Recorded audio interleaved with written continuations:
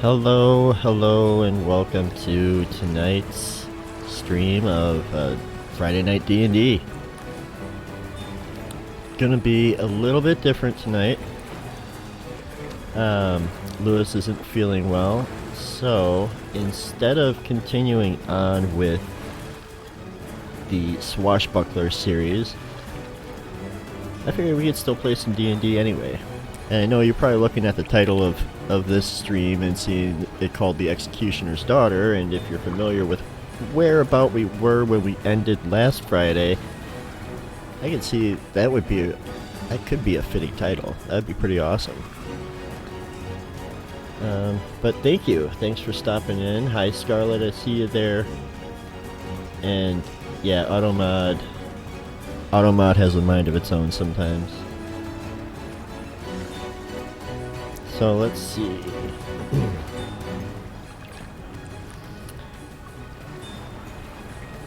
Trying to figure out what we shall do here.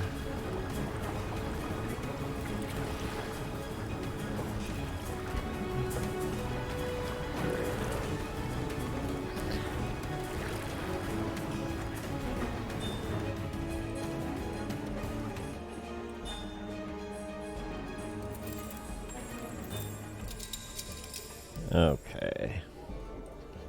Alright, so...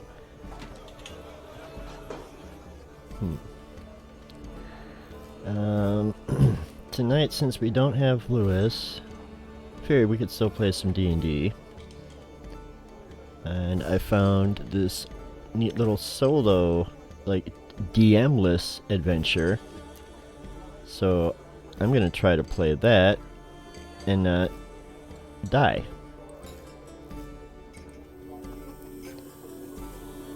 Also...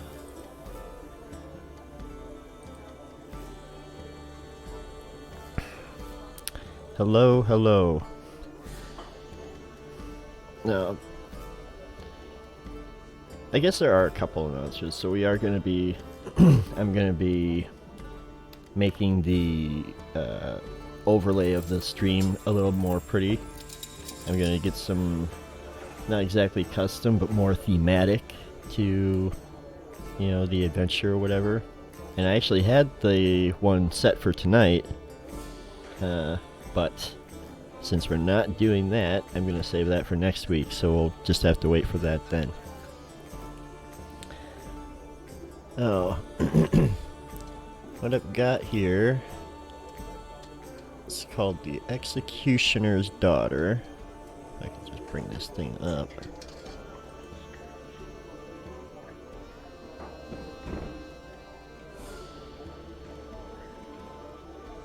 So yeah, this is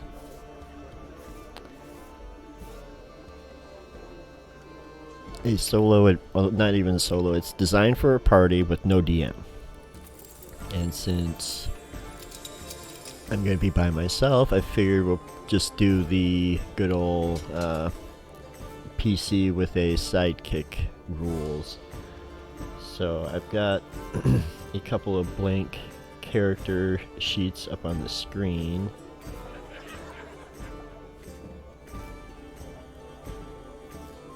And what I'm going to do then is first we're going to build. So this adventure is recommended for level 3 characters, right? So I'm going to make a level 4 character with a sidekick. That doesn't seem like that would be too overpowered, does it? Especially since this is designed for a party. So, yeah, I'll try that.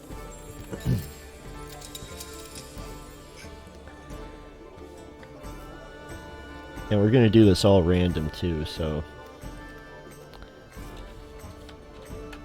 Oop. That's not it.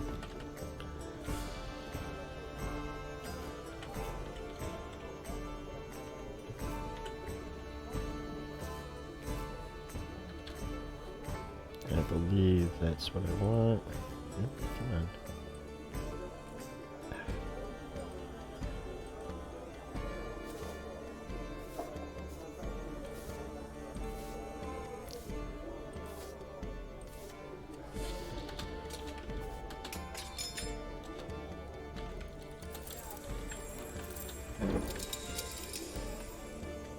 Alright, so I'll roll that.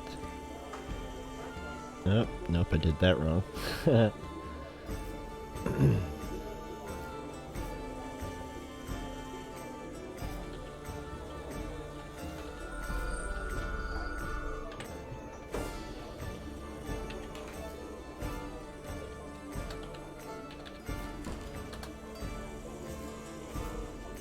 You know, whatever.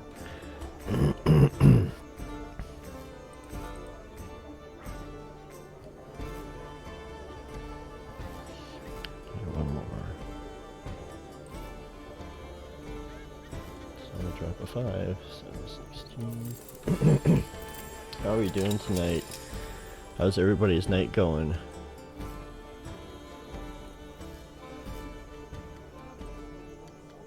You can say hi. I'm DM Ron. I play Paige in our main campaign on Mondays. And then this is typically a solo campaign with Lewis on the high seas of the Dory. Or something like that.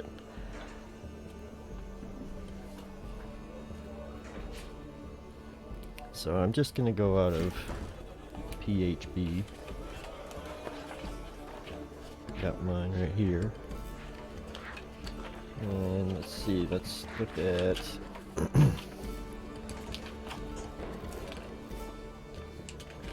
oh, come on now. Races 1, 2, 3, 4, 5, 6, 7, 8, 9. There's 9 9 main races in the PHB, so let's roll a 1d9.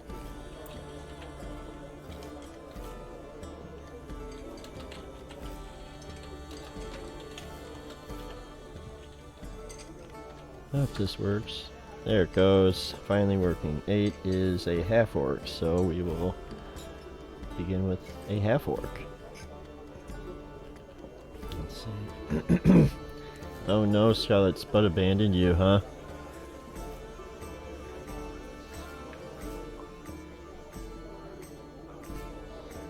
You should, you could try to slap him. Actually, he's not in the chat, so I don't think he's in the chat, so it probably won't work. Alright, half orc. Where are you? Right there.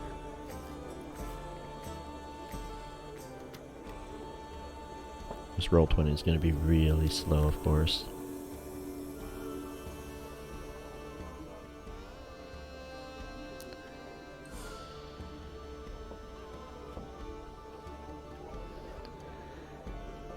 So, a half orc. Next, we're going to have to figure out what class we're going with. I'll roll 20.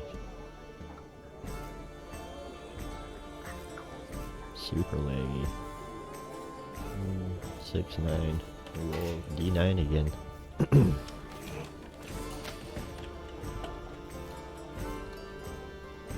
Three.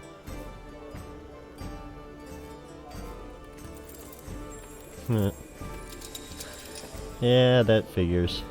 So we're gonna be a chaotic good half orc, it looks like.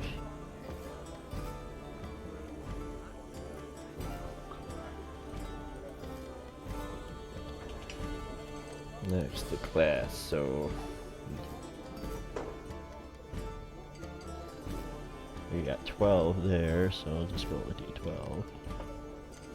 Get an 8. A ranger. Okay, we're gonna be a half-orc ranger.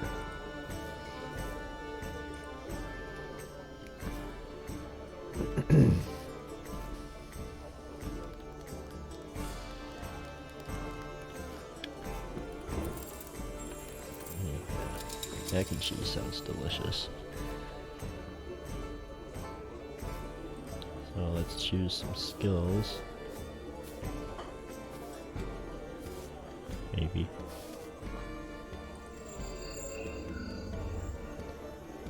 Let's do animal handling.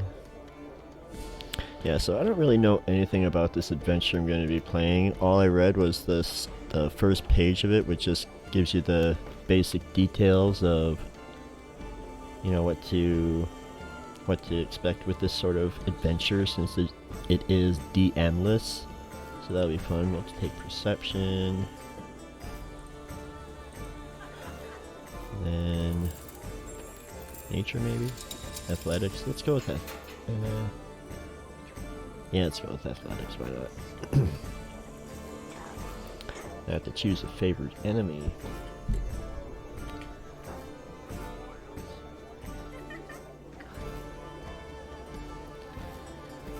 Again, I'm not sure what even to expect from this, so I'll just go with...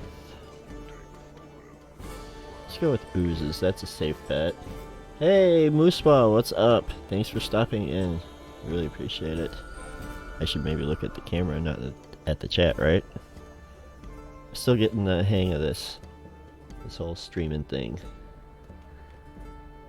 Oozes. Favored enemy language. Well, yeah, I don't think, pretty sure oozes don't have a language. So I think that makes it easy.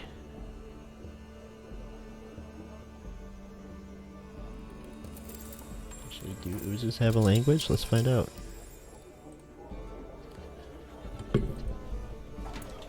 Maybe they understand a language.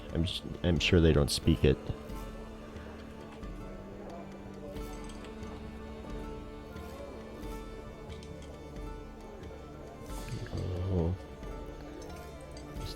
At the gray ooze. So how you doing tonight, Moose?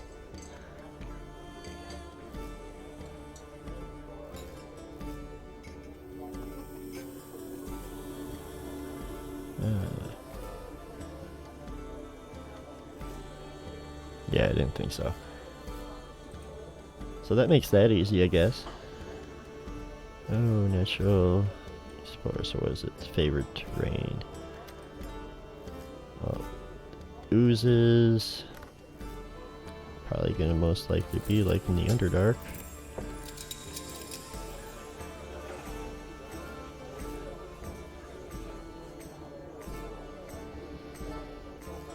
Oh, and proficiencies now. Okay. More languages. Excellent.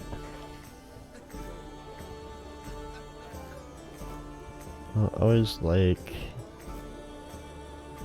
Yeah, Goblin is good. Why not? Go with Dwarvish. And then... so I already have those ones, so I guess I'm gonna take Intimidation.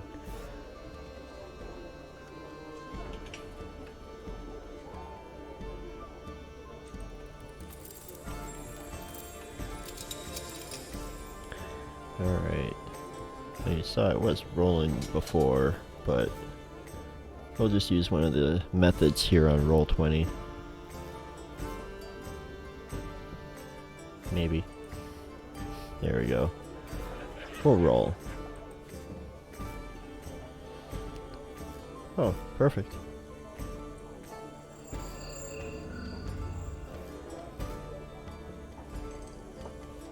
Okay, not bad. So it looks like we got a 15, an 11, a 10, a 9, and a 13. Now I just have to figure out. So we're a ranger. Rangers are dex or strength and wisdom. And being a half orc, we got that bonus to strength, so... Hey! Hi Galaxy, how you doing? Thanks for stopping in. How's your night going? Building characters to do a solo adventure and hopefully not die tonight. So put that 15 there. Oh, hi Goblin Tuesday. Thanks for stopping in.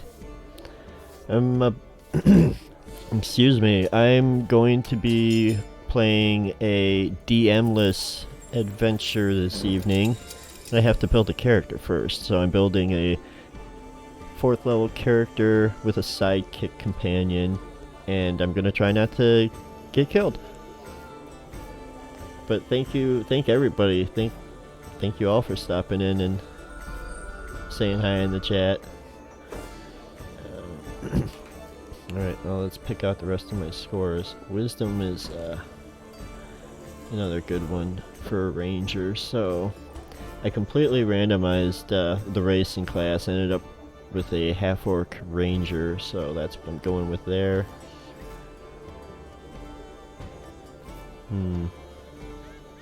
I do get a plus to con, so if I do that, that's better. Dex there. Then, should I take 9 or 9? I think I'll go with 9. I don't know why my throat is so dry today.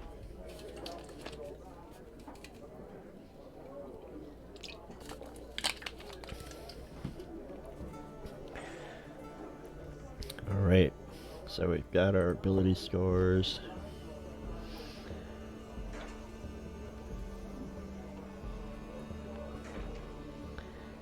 Yeah, it's so normally our Friday night is a one-on-one campaign, where my player has a companion sidekick companion character with them, and we just started doing that. But otherwise, we're primarily a whole podcast that we stream on Mondays is our main feed. So this is just little extra stuff that we do.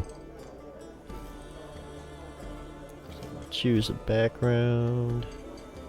Good one for a ranger.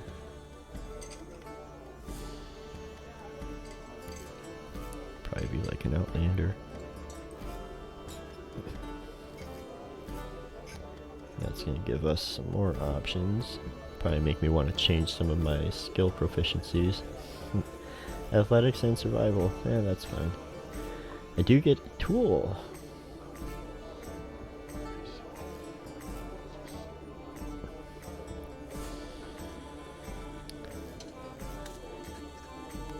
Just always bagpipes, right? Be as annoying as you can.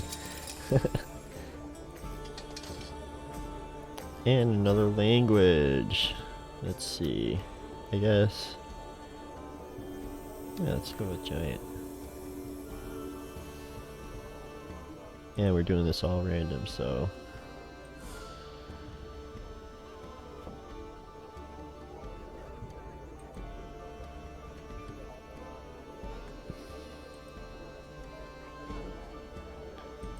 Even though it's just me, I'll still try to play this character.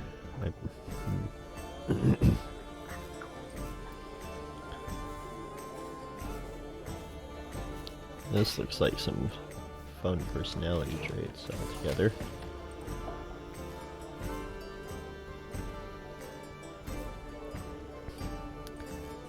And I'm not going to bother with that. I'll just do the base equipment.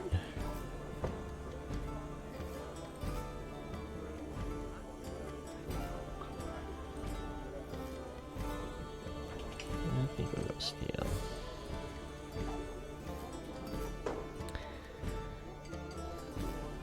Yeah,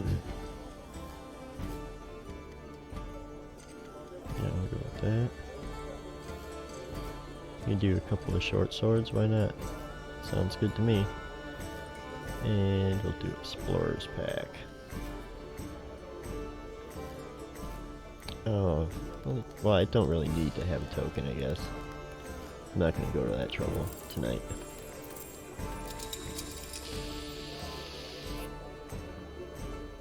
Oh, I missed a score. Wait, oh, I see what I did. I have to go back.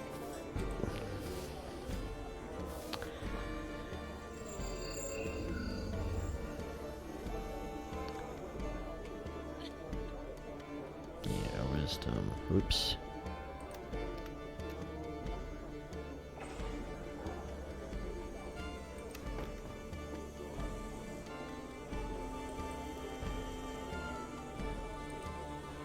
There we go. That's what it's supposed to be.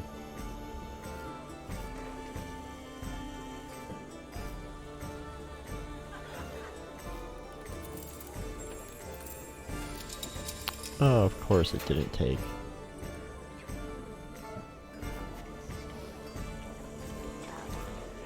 It wouldn't be game night if there weren't technical issues.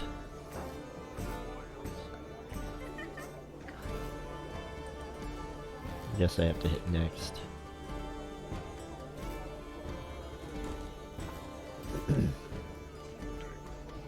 Yeah, so thank you everybody for stopping in, hanging out. Even just lurking, that's fine too.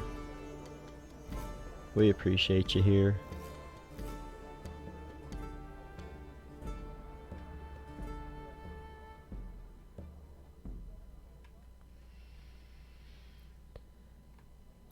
Right now I just have some background ambience from tabletop audio going. You're appropriate to be hanging out in the tavern building characters.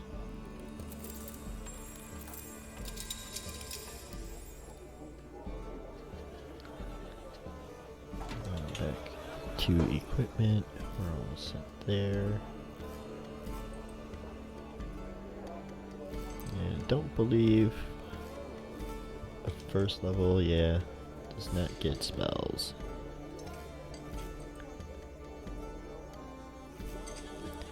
But yeah, this adventure is recommended for level 3 characters, a party of level 3 characters, so I'm making a level 4 character with the sidekick.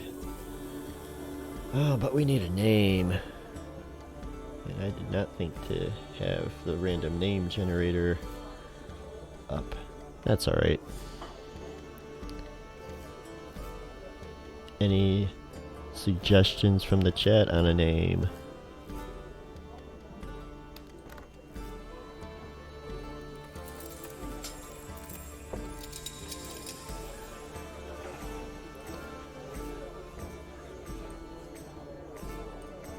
Let's call him Jim. Jim the half-orc. I'm not gonna worry about all those deets. Not for this.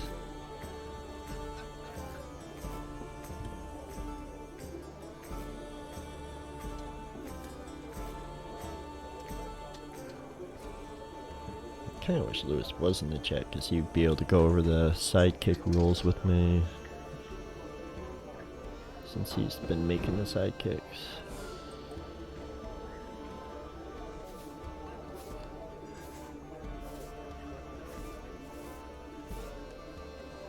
But we are building a character.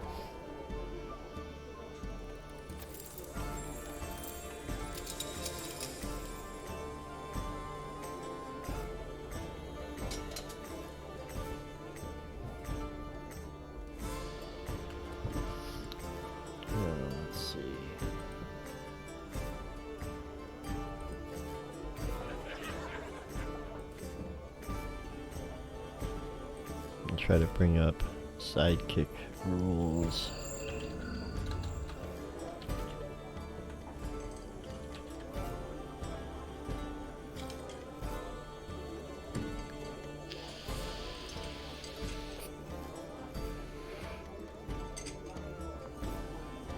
Alright.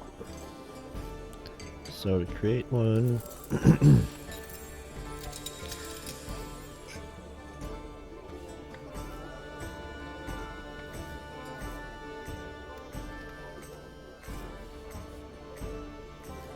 since I'm a ranger, let's go with a warrior type sidekick.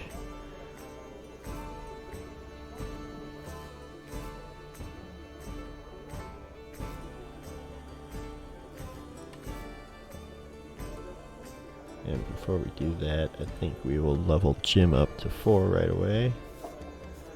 Oh, I should turn things on. I always like having yeah, where's this? There it is. Short, long rest.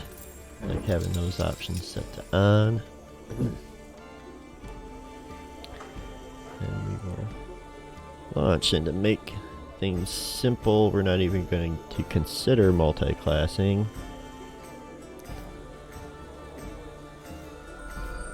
Can't say I've ever played a ranger before. To be completely honest, I don't think I've ever played a ranger before. If you're familiar with the first season of Defenders of the Veil, you know that I'm quite familiar with a druid. At least I would hope I am by this point. And now I'm going to be playing a bard on the Monday game, so that's fun. Alright, so plus 1, 2, 3. Jim, yes, it's canon. Jim is short for Jimothy.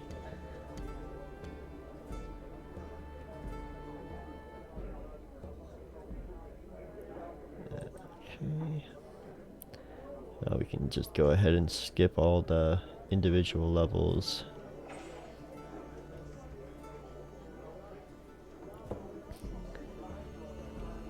Yes, Jim is definitely short for Jimothy. It might have to bring Jimothy in as an NPC for the swashbuckler series. That's what I'm calling it. But I went with, let's go with 2-weapon fighting. Why not?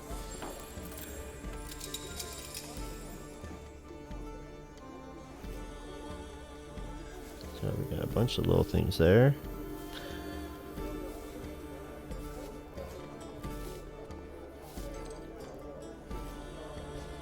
Now, the question of the hour. Do we go with an ASI or do we select a feat? Will it let me? Yes, there it goes. Let's take a look at what we got here.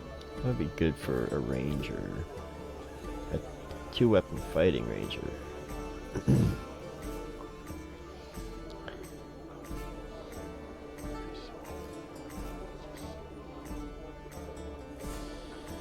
Mage Slayer might be good.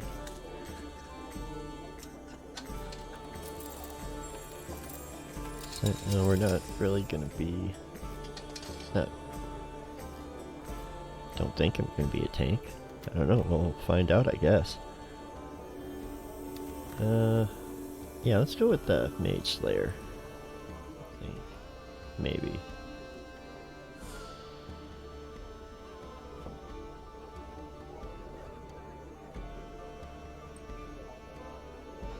And when a creature within 5 feet of you casts a spell, you can use your reaction to make a melee weapon attack against that creature. And disadvantage on concentration checks. I don't know. I think we'll just go with the ASI on this guy. Uh-oh, why is Toasty Cat mad? Is that angry? I can't tell. I don't know emojis.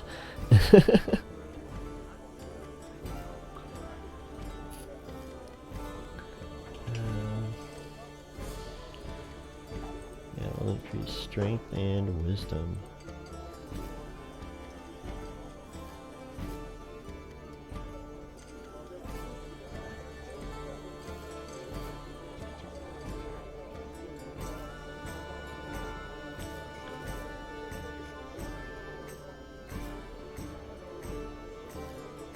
Oh, real quick, go over. So I have a tribal nomad origin.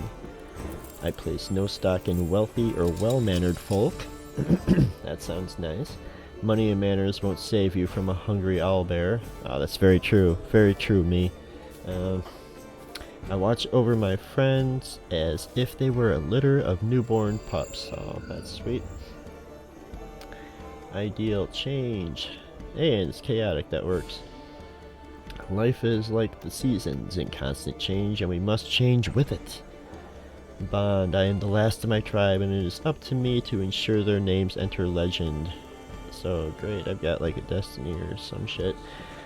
Don't expect me to save those who can't save themselves. It is nature's way that the strong thrive and the weak perish. It's kind of a little dark there, me, but that's all right. Little dark there, Jimothy. See if we can like update your. Well, we'll update your name in a minute. Oh, I get to pick some spells. Ooh, 3 spells. 3 first level spells.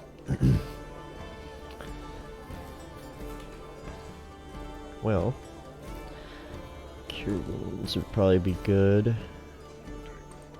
Because I'm trying not to die.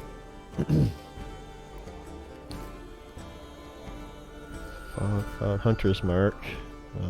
Should, that should be like automatic, I guess. Right? And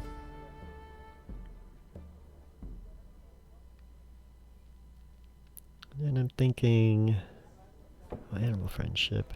No, let's do something to control the battlefield.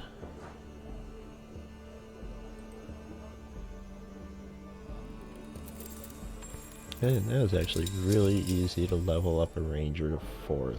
Oh my god. Oh, mischievous face. Okay, that works. Yeah, something like that. Alright, we'll apply those changes and get back to the sidekick role. So we're making a warrior. I bet you I have to do it like probably as an NPC.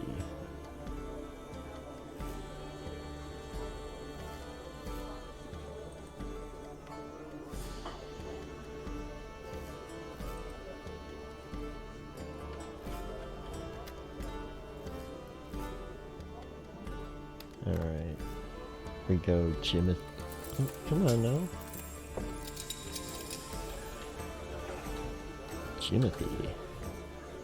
Jimothy the half-orc. I think they're making orcs, like in the D&D 1, like just full-on orc race as a player character race right off the bat. Species, I should say, I guess. I don't want to get myself canceled here. Alright, Jimothy, the half-orc ranger. Like, don't I get, like, something? I should have gotten, like, some, like class feature. Ranger archetype, yeah. I don't think it gave me that.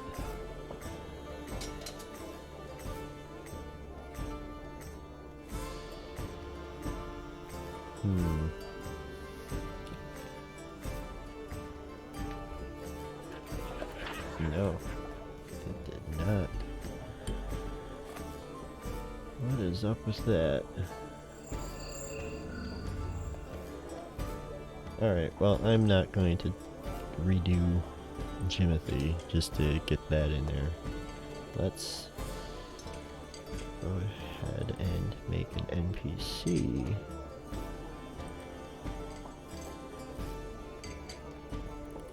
So this will be Jimothy's sidekick.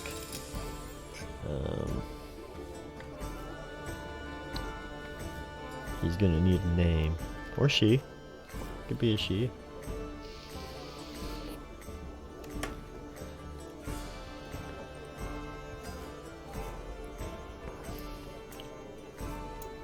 Call it Bob. Bobathy.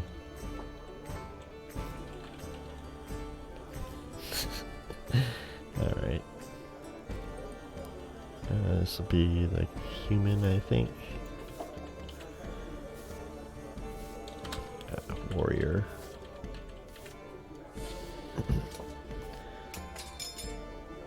And then,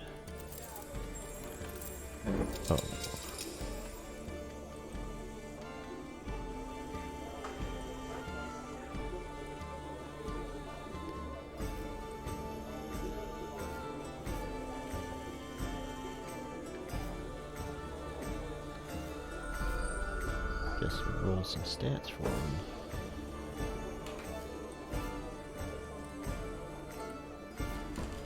Of course. I go with that.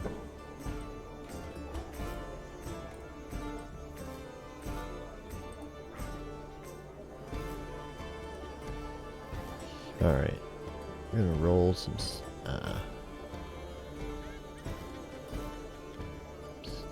there and see what. So drop the 1 and get a 15. Actually, I should just jot these down.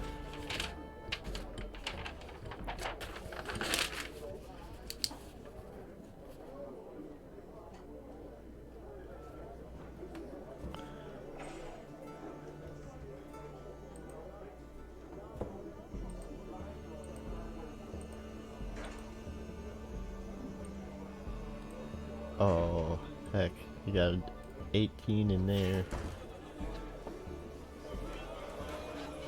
Oh, okay, so the first one was a 15, the second one's a 15. Then we have a 8. Drop that 2. Drop a 4, so that'll get us down to 15. 3 15s. And a 10. And our last one, we got 3 6s and a 4, so we'll drop that 4 and take a straight 18. Alright.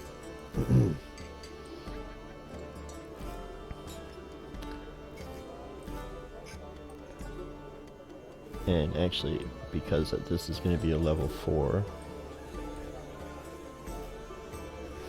yes, level 4, I'm just going to go ahead and do the ASI and bump his strength up to 20. I have 3 15s, so warrior need, definitely, Dex is good. Con, for sure. And then intelligence, wisdom, or charisma. Probably wisdom. And we'll leave the 10 in intelligence. No, we'll leave the 10 in charisma and then intelligence at 8. Not 88. Behold my intelligence score of 88. So then, what other special things does the warrior get? Bonus proficiencies, martial roll, second wind, improved critical, and ability skill improvement, which we already did.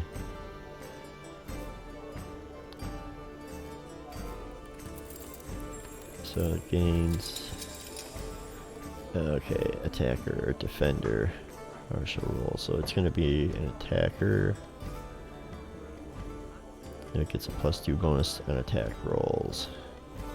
It gets a second wind, improved crits, and there we go. That's really all we need for that. So +2 bonus to attack rolls for him. That should pretty much cover that. So no bonuses to saves or skill. It probably gets skills, so I'm not going to worry about. This is the sidekick.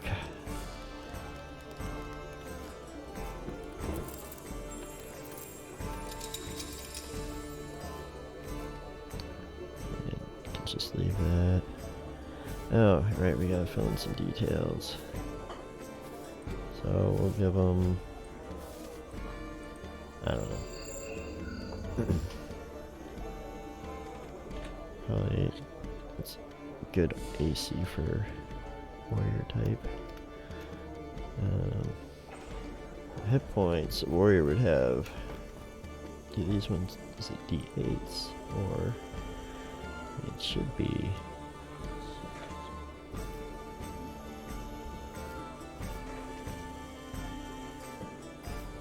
maybe it's defense.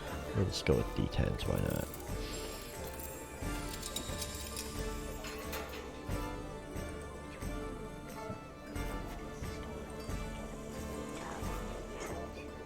So we have 21, and then with the con bonus a +2, so 29 HP.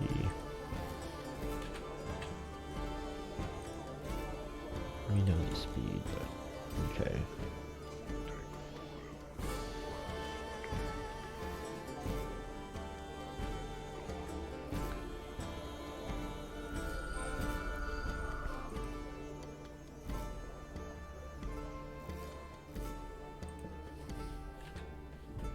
And we'll just add, like he's got a sword, long sword.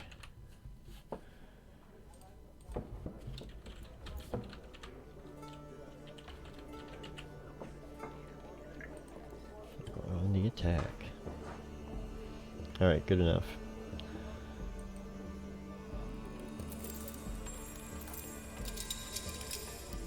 Okay, we got a couple characters.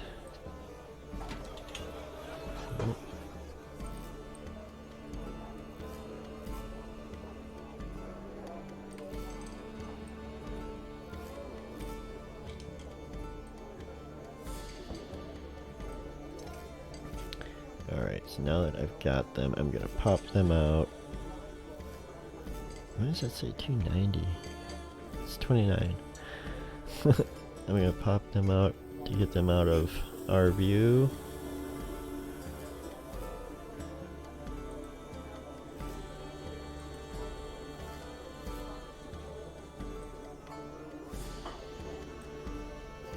I suppose having them there is better than just the blank screen, but alright. So now I think we can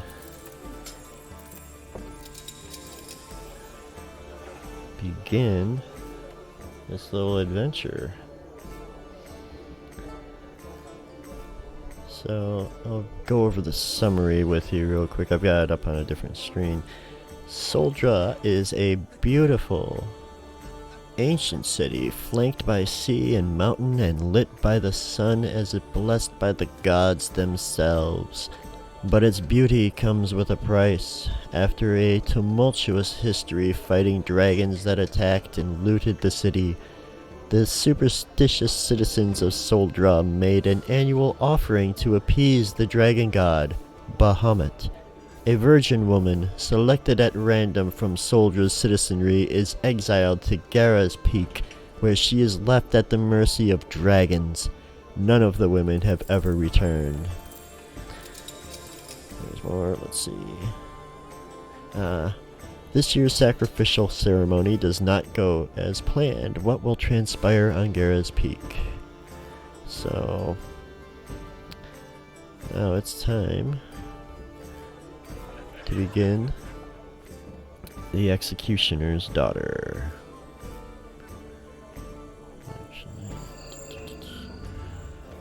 So, in the shadow of the stone tower that looms above the plaza, it is cool, but the many bodies standing in close proximity have made the air humid.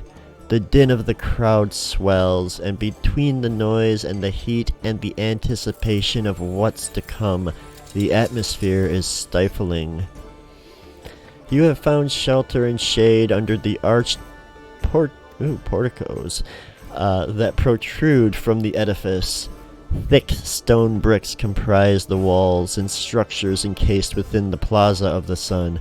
An ironic name, for the tall walls block out most of the natural light and everyone stands within its shadow. Before you is the flat facade of the Temple of Bahamut.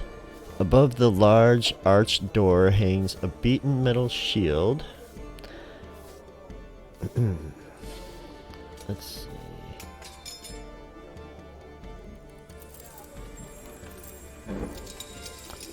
Sorry, I'm gonna fix this.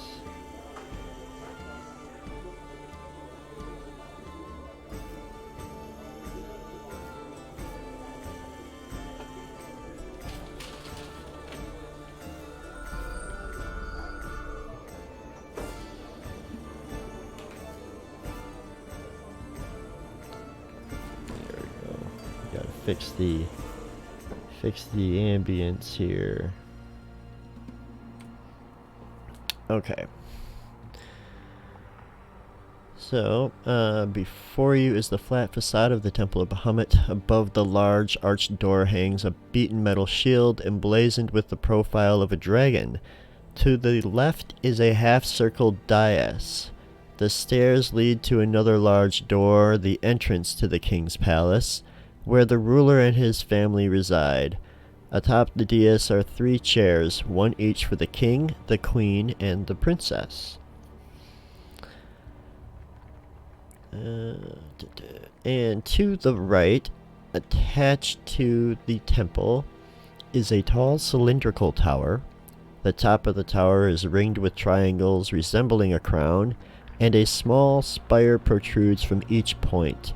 This structure is simpler than the others, adorned with only one slatted window toward the very top and a small wooden door at the bottom. Under your feet, the stone is grouted with blood. So, let's see. What is it going to have me do?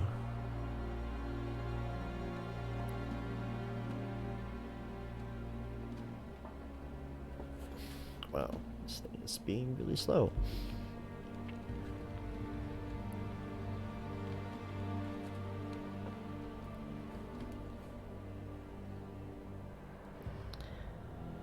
Okay. Let's read it here. So, on any other day, your visit to Soldra would likely consist of a stroll through its bustling market, a luxurious meal of fish and rice on the beach, and perhaps an afternoon visit to the Temple of Bahamut to see a musical performance. But you have arrived in Soldra on its strangest day, and the whole city is tense, pulled taut like a bowstring. You've overheard mutterings that today is the day of sacrifice, a ritual revered by the people of Soldra. Soldra treats this day like a festival despite the darker reality. The citizens are bedecked in jewel-toned finery, and the city has been scrubbed clean. King Augustin presides over the ceremony, joined by Queen Catalina and their daughter, Princess Augustina.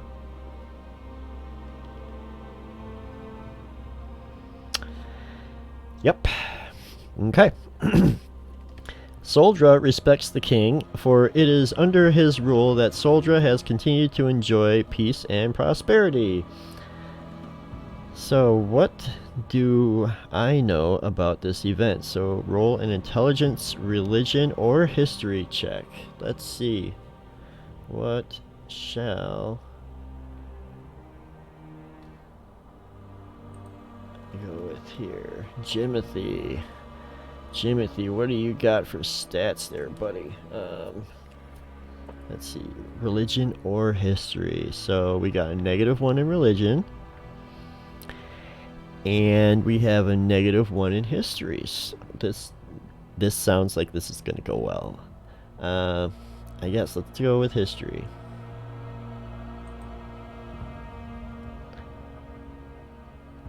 And that seems appropriate.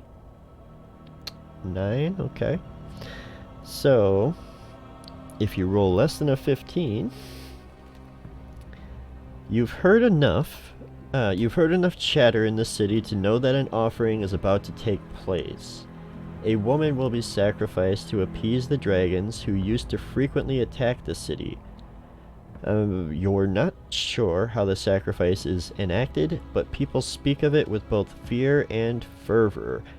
Fear that one of their loved ones will be chosen, mingled with a sense of relief that the sacrifice will ensure another year of freedom from dragon attacks.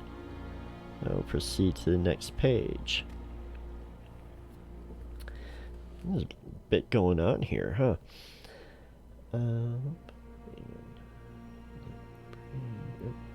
This one.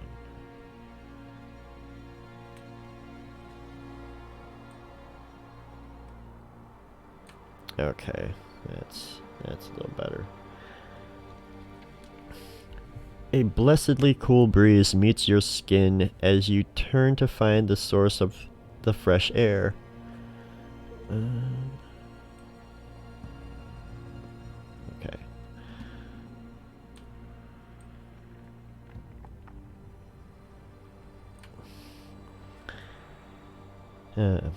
As you turn to find the source of the fresh air, you see that the crowd has gone silent and parted. An older man steps forward, dressed in a long black tunic that brushes the tops of his bare toes. His head is freshly shorn, covered only in a sheen of perspiration. His face is long and weary, and dark half-moons sag under his eyes. A thick silver chain is fastened around his waist, and on his left side hangs a sword in a rectangular scabbard. From the corner of your eye, you see a gray-haired woman in a gown the color of sapphire whisper to her companion dressed in rich purple. "It's the executioner," she says. Her harsh whisper holds scorn and disgust. Oh, I'm sorry. "It's the executioner." Is that better? I think that is better. Okay. Scorn and disgust. Boom. The eyes of the crowd narrow at the man as he finds a place next to you. He is tall and wiry, and his line of sight extends over the heads of the crowd. Soldra's citizenry is relatively homogeneous. Around you is a sea of dark hair and dark eyes and fair skin protected from the sun with parasols and ornate scarves draped loosely over faces and shoulders. The executioner's black robe accentuates his pallor, and his eyes are a pale, watery blue. His furrowed brow gives his face a severe, dour look. The woman in gold nudges her companion. The woman in gold? I thought she was in sapphire. There was one in sapphire, and her friend in rich purple. Wow, continuity, guys. Come on. This is a short mod. I think it's supposed to be short. Anyways, the woman in gold nudges her companion. "You shouldn't speak ill of him. He does the king's bidding. He only condemns those who defy Bahamut." "I don't care," replies the woman in blue. "Anyone who does a gruesome job like that and doesn't crack from the weight of it disgusts me." Her friend sighs and fans her face with a gloved hand. "It's his daughter that disturbs me. They say she can control minds." No one dares to get closer to the executioner. He stands with his arms at his side, and you suppose that he is used to the negative attention. Yeah, I can see that. The whispers about him are cut short as the door near the dais opens and 3 people step out. The king emerges first. I don't have a good, fanfare. I'll have to get some fanfare. Boop, boop, boop, boop, boop, boop, boop. The king emerges first. He wears a bejeweled golden crown that resembles the top of the tower. A ring... Oh, of course. A ring of slopes and points... a ring of slopes and points. His dark hair and beard are streaked with gray, and he wears an outfit comprised of a rich ruby-red brocade? B-R-O-C-A-D-E? Brocade? I don't know. He smiles jovially at the crowd, which responds with cheers and claps. The executioner beside you stiffens at the sight of the king. Next comes the queen. She is not from Soldra, evident by her dusky skin and her vivid amber hair, so red it gleams like firelight in the shadow of the square. She matches her husband's finery, wearing a ruby gown inlaid with gold. Age has accentuated her features, and the king and queen make a handsome, regal couple. She takes the king's hand as they face their audience, and the crowd cries out their names. "King Augustin! Queen Catalina!" The king and queen turn toward the door, arms outstretched, and their daughter emerges. The crowd sighs and swoons when they see her, and she is a remarkable young woman, a mix of her parents, sharing her mother's beauty and her father's lean stature. Her auburn hair is wound into an intricate braid that circles her head, and she wears a silk vest and skirt the color of ox blood. That's kind of specific. Ox blood. Not cow blood or like pig blood. Nope, it's the color of ox blood. Apparently ox blood is a different pigment of red. Princess Augustina, God, I hate that. Princess Augustina smiles demurely and takes her seat beside her mother. The king remains standing and addresses the crowd. "Welcome, citizens of Soldra," he says. His voice booms, oh good, and the sound reverberates around the square.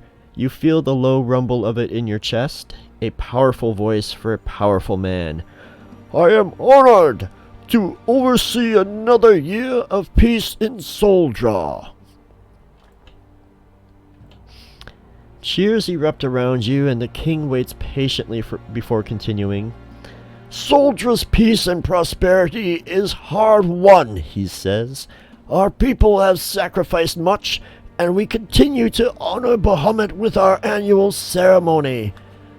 I thank the loyal members of my court for their vigilance in protecting Soldra from heresy and from those who would disrupt our rituals and way of life."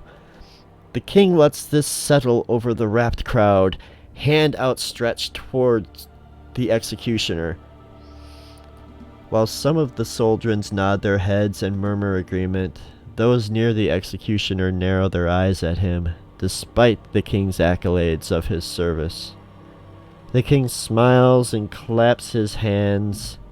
"Yes, let's begin the ceremony." All right. You're really getting into it there, king. New blood. Okay. So, as is tradition. Oh. Yeah, they could have warned me. They should have had quotations. "As is tradition, Priest Nahum will select this year's offering. Once the offering is selected, she will be anointed. Then she will be escorted to Gara's Peak by our designated guide." At this, he points to the escort, who is, unsurprisingly, the executioner. "Where she will await her fate and serve Bahamut's will. High Priest Nahum!" The king's voice is authoritative, and you are unsure it can be heard through the thick stone walls. The door of the temple opens. A tall, dark, gold dragonborn steps out, dressed in long navy robes. His appearance is jarring, a stark break in the homogeneity of Soldra's citizenry. The same profile of the dragon depicted on the shield above the temple door is embroidered on the dragonborn's vestments. He cradles a large silk pouch, tied closed with a cord. "Thank you, my king," replies High Priest Nahum. He possesses the strong, clear voice. Yep, that's appropriate. He possesses the strong, clear voice of a priest well-versed in public speaking. "I am pleased to lead another day of sacrifice. Daughters of Soldra, come forth!" The daughters emerge from within the temple, tentative like a trickling stream. But still they must come, relentless as a river. Who the fuck wrote this? That just does not... Okay. Oh my god. Alright, so what do I notice about the daughters of Soldra? I can make a wisdom perception check. I swear, maybe I should have read this thing through first. Let's see. There's perception. Oh, good. A -1 to that. Oh, wait. That was persuasion. Where's perception? Oh, there it is. Oh, I have a plus. Yeah, 19. Let's see. If you roll a 12 or higher, your eyes scan the group of girls and women huddled together. While many are young women, many are not. A handful are gray-haired, clasping hands with little wide-eyed girls. Like the crowd, they are dressed in finery, scrubbed clean, lacquered and rouged, and powdered like dolls. Each wears a large silver amulet engraved with a dragon's profile, the holy symbol of Bahamut. One woman stands out among the rest. Her expression is serene, so very different from the neighboring expressions of fear and turmoil. She wears a simple black dress made of rough linen. Against the black fabric, her long flaxen braid glints like gold in the low light. She wears simple leather sandals, her wrists and ankles bereft of jewelry. You watch as she scans the crowd and settles on the executioner. Across the plaza, blue collides with blue as their eyes meet. The executioner's frown deepens as the girl in black gives him a small nod and a secret smile.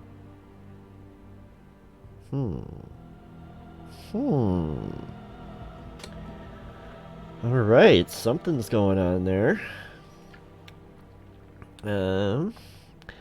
Princess Augustina stands, smooths the front of her dress, and descends down the dais, joining the rest of the daughters. Oh snap. Queen Catalina watches the princess with worried eyes, white pursed lips, and white knuckles.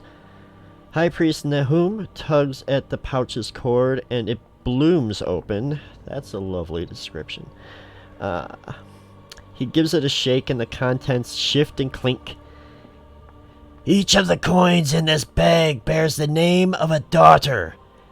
Each coin has been blessed by Bahamut himself. Wow, that hurts. That hurts.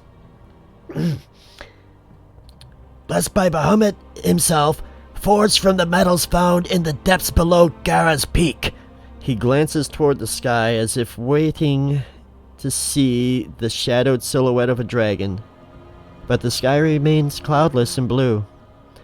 Bahamut, we present with you this offering so that you may shield us from those who seek to do us harm.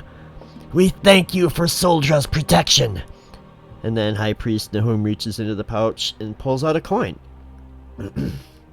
His eyes widen and he chokes on the name as he reads it aloud. Princess Augustina. The crowd stares, the way the faces of skeletons in catacombs have decomposed, with mouths open. Yeah, I'd see that. That'd be... Okay, I'm not going to do it.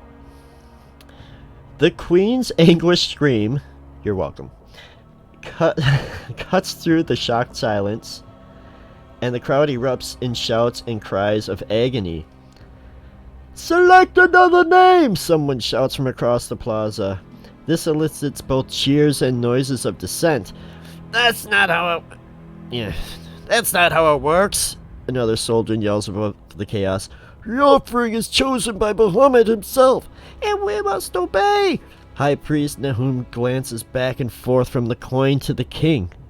The priest is in a dangerous position now. He has just condemned the princess, Soldra's heir and the king's only child, to death, definitively ending the Augustan line. The executioner, too, is quiet, for he will have to escort Princess Augustina to Gara's Peak and leave her for dead. Maybe Bahamut will show her mercy, offers another Soldran. We don't know for sure what happens to the daughters. Several voices overlap in response, giving the same rebuttal. We know that they never return. That's not the whole point of the... That's the whole point of the offering. Haven't you seen the bones on Terran Trail? The shouting escalates and swells. Chaos ferments in the humid plaza. The queen shouts at her husband, "Do something!"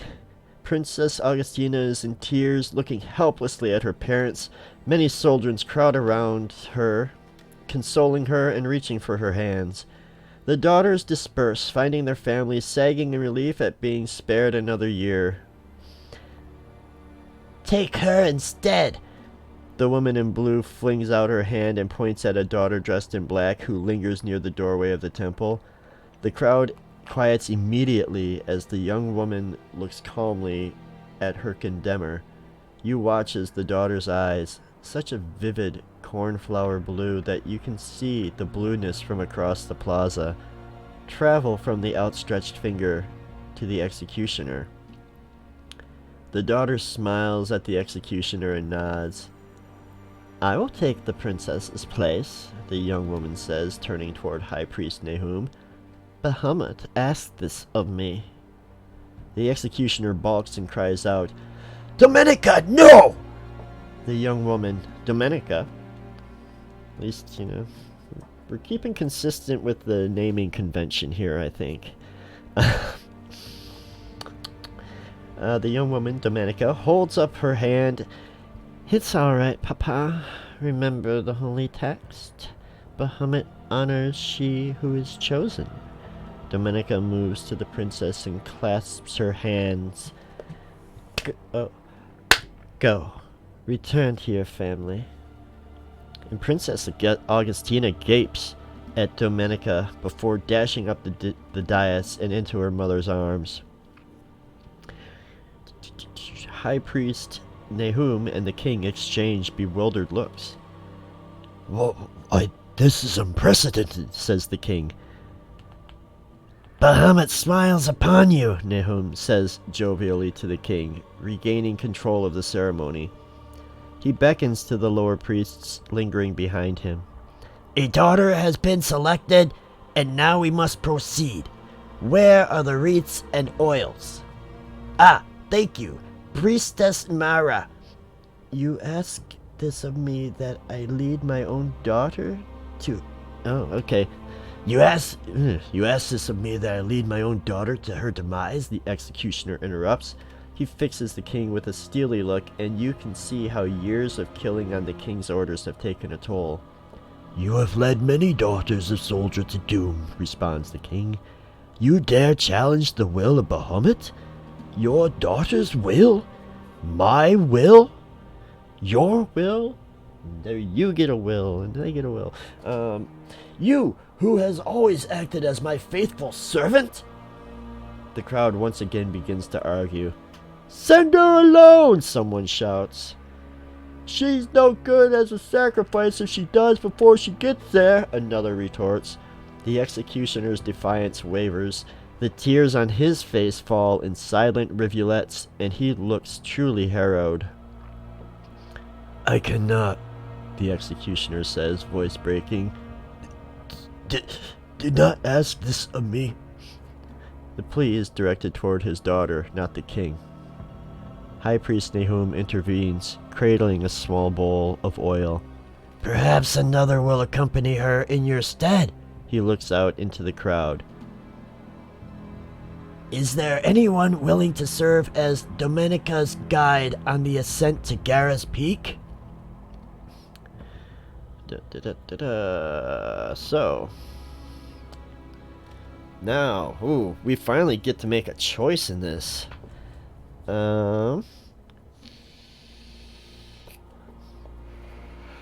So, do we respond to High Priest Nahum's question? We can either be like, "Yes, I'll take her." We can say, "I will go with her for a price." Or we can say nothing and continue observing.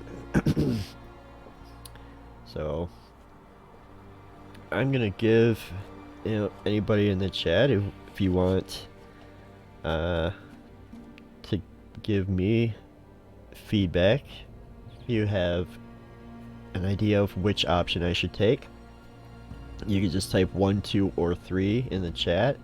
1 is yes, I will take her to Gara's Peak. 2 is I will go with her for a price. And 3 is say nothing and continue observing. And I'll give you guys a little bit here, just in case no one is actually like has the sound on or whatnot. Alright, then I'm just gonna go roll a d6 and divide it by 2.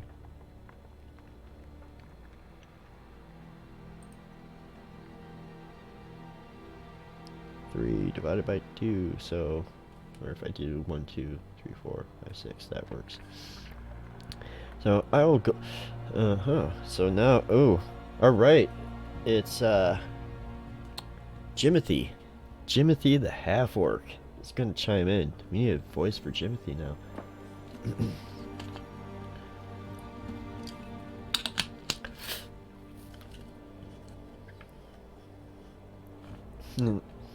Yep, true that, Toasty cat. You got cat in the chat. Alright, so I'll go with her for a price. So your voice carries out into the plaza and the crowd turns toward you. Name me a price, says the king. You do not need to roll if you are asking for money, renown, property, or clothing up to 500 gold. So, yeah, why not? Alright then, I'll...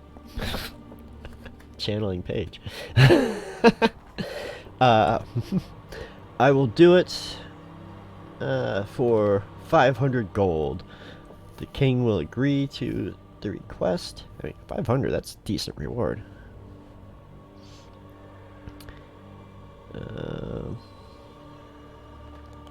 But yeah, that's fine. That works. So,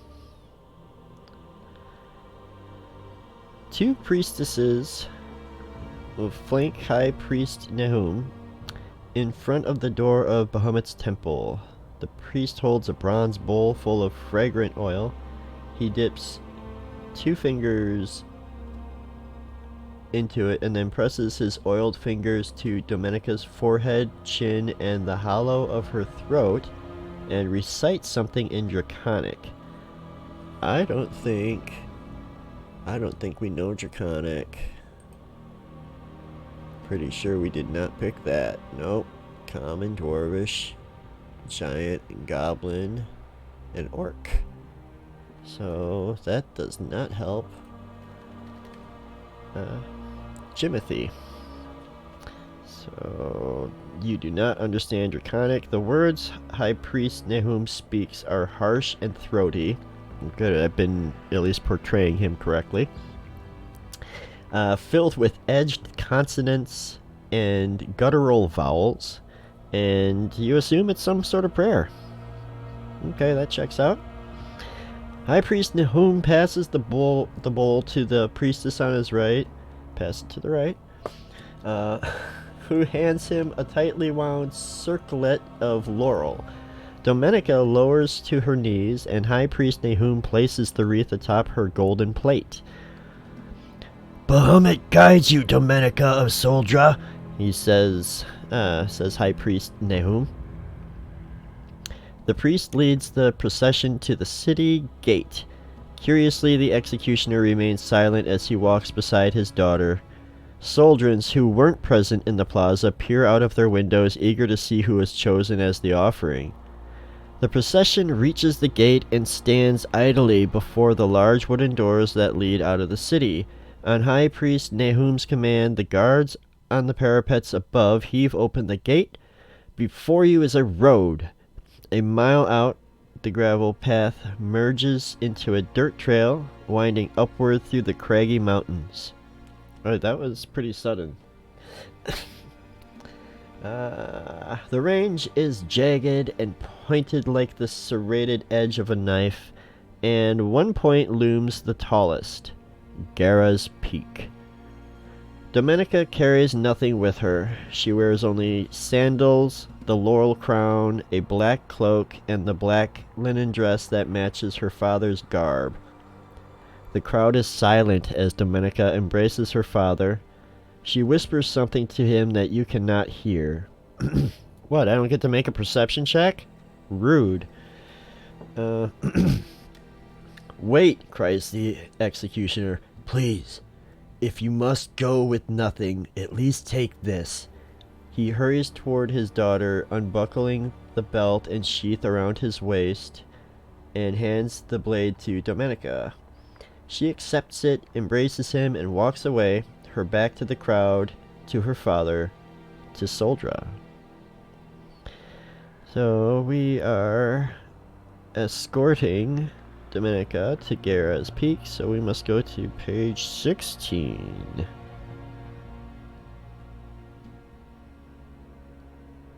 I think that's... Yep, there we go.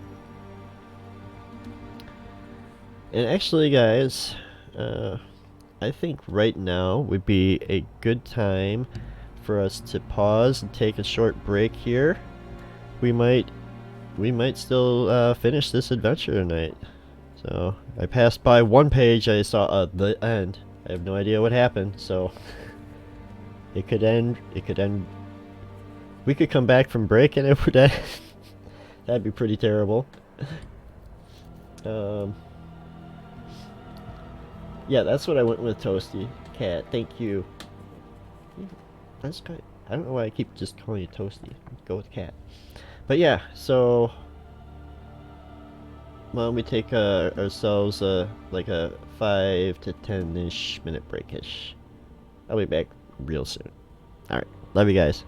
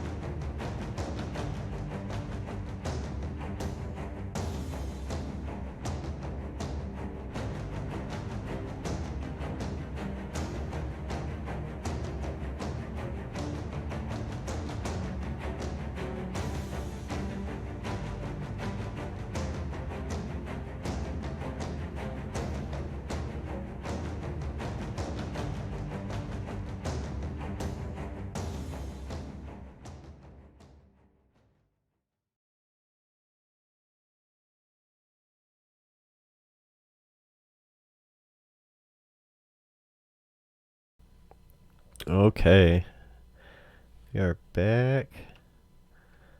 Now, I think the camera might have been really causing a huge lag, but I'm gonna put it back on. And I'll just keep a better eye on my the little green box down here. So thank you for coming back. We have returned. We are partway through this adventure called The Executioner's Daughter. I think it is safe to say we now know why it is called The Executioner's Daughter.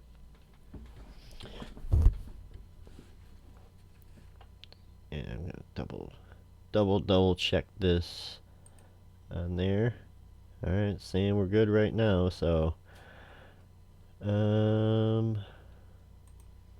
alright. Excuse me. Gara's Peak. The road outside of Soldra is not vacant nor populated. A singular caravan from a nearby city passes you by, and the merchant avoids your eyes, her face half shrouded by a scarf. A raven perched on her cart caws in your direction. It takes 20 minutes for you and Domenica to reach the trailhead. The paved road underfoot transitions to a trodden path that winds upward. A weathered wooden sign on the left reads Terran Trail in both Common and Draconic. I would have to presume since I don't speak Draconic. Good old Jimothy. I'm sorry, Domenica says. I was lost in my thoughts, and I have not asked your name, nor thanked you for accompanying me. And she pauses as I respond. Oh, why, yeah, the name is Jimothy, and this is here, my friend, this is Bobathy. Oh, it's very nice to meet you.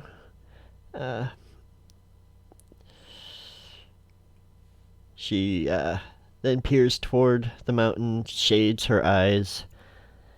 The path ahead is dangerous, and we may encounter hostile creatures. Stay alert, my champion. I bet she says that with a wink. She places a hand on your shoulder, and you feel a warmth pass from her palm to you. You've received 3 temporary hit points. Woohoo! Alright, I better mark that on my sheet before I forget. Put that on Jimothy. 3 temp HP. Sweet.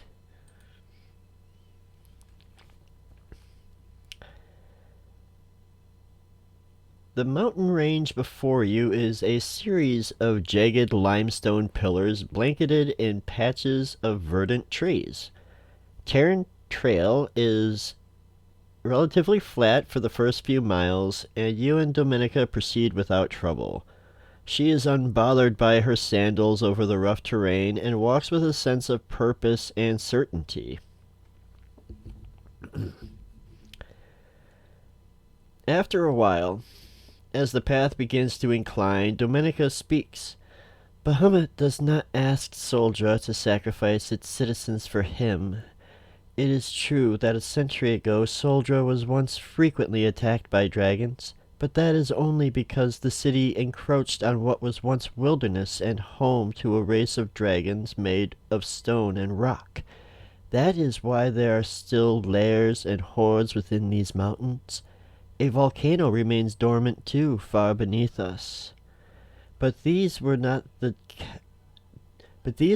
chromatic dragons many fear. Hewn and birthed from the earth, these were the cousins of Bahamut's chosen creatures, the metallic dragons with scales and wings that glint and gleam. Sorry. Just realized we didn't put any background on.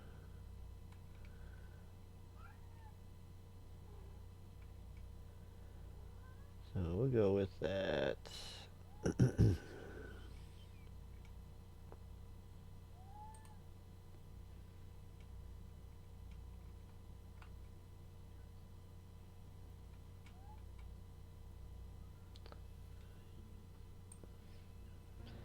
Alright, there we go, guys.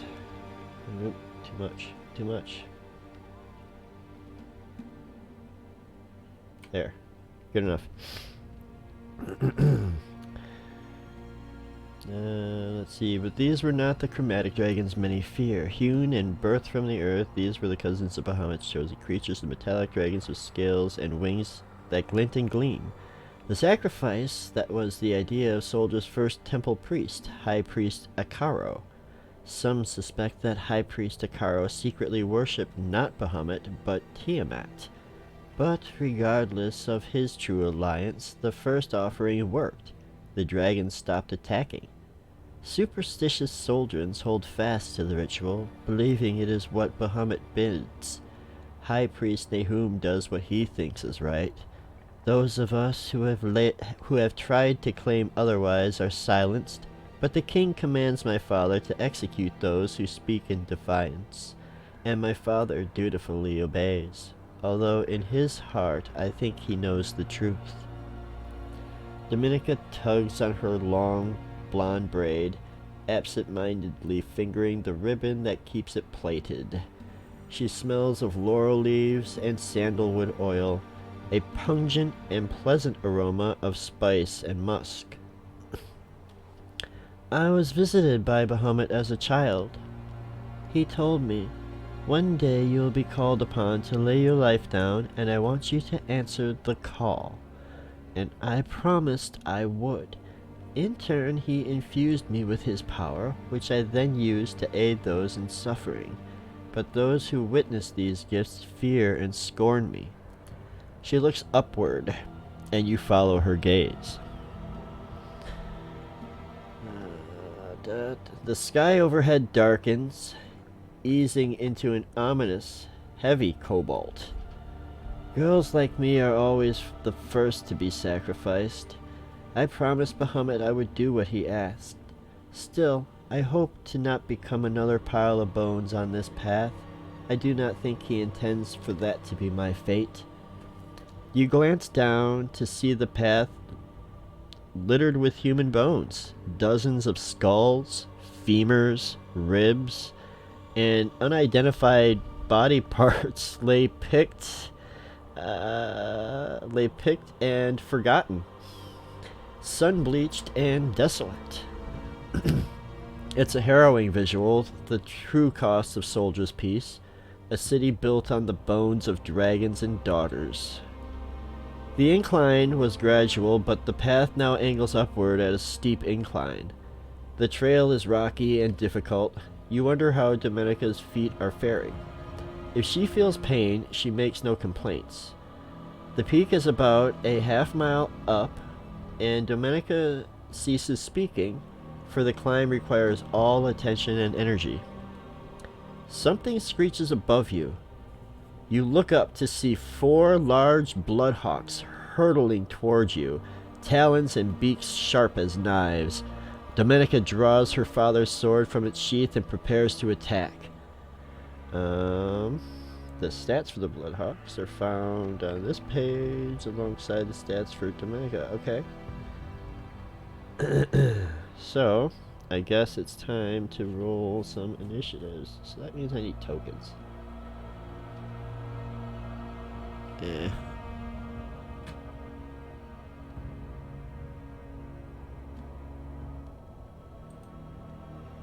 Actually, I don't need tokens. I can just pop them in there.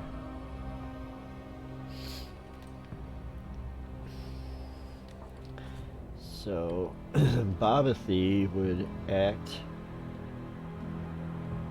Yeah, there is a cat. You could hear her crying in the background.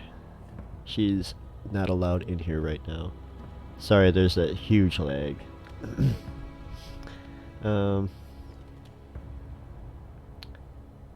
Right, initiative. So I have to add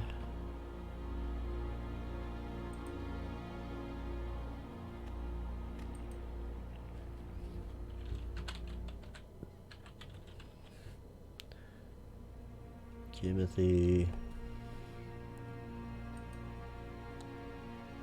Oh yeah, Dominica. Let's put D. And then BH for Bloodhawks. Okay.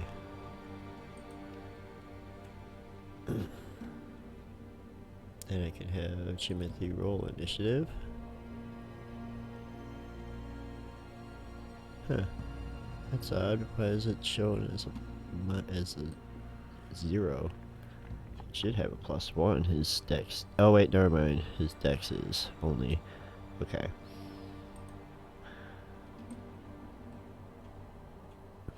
Matt, Jimothy got a 5.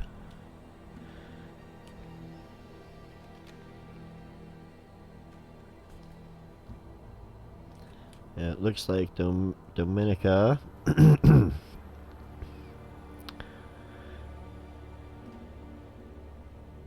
Dominica will just be a +1 on a d20 roll.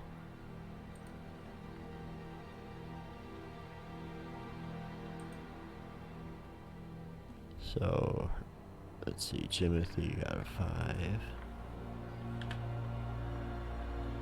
She got also a 5.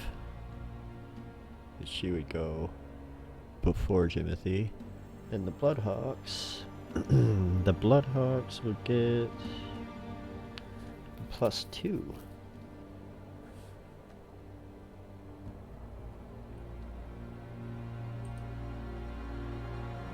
Wow, this is rolling like shit for initiative. Alright, so +2 is 7.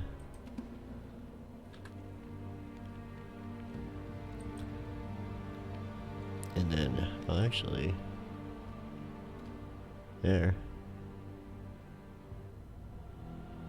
That works. Alright, so the Bloodhawks will get to attack first. And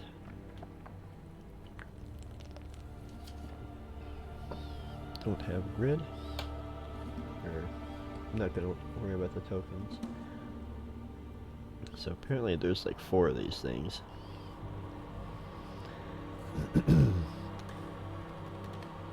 So yeah, Jimothy has his short swords. Oh, and a longbow. But that doesn't matter right now because it's on the Bloodhawks. Pack tactics. So yeah, they're gonna come down on both Dominica and Jimothy. So the first two will be on Jimothy, and then the second two will be on Dominica. So, and they're gonna have pack tactics, which gives each of them advantage. So they have +4 to hit.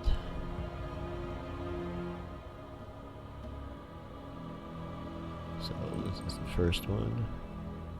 That's 17 will hit Dominica's armor class, or it's Jimothy. Jimothy's armor class of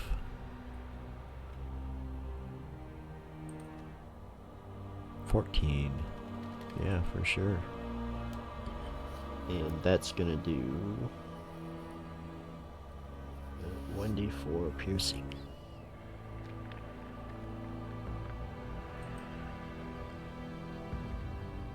Of course, it's gonna do 4 damage to Jimothy there. That's the first one. So there go those 3 temporary hit points. Thank you. And then Jimothy only loses 1. Alright, the second Bloodhawk attack on Jimothy.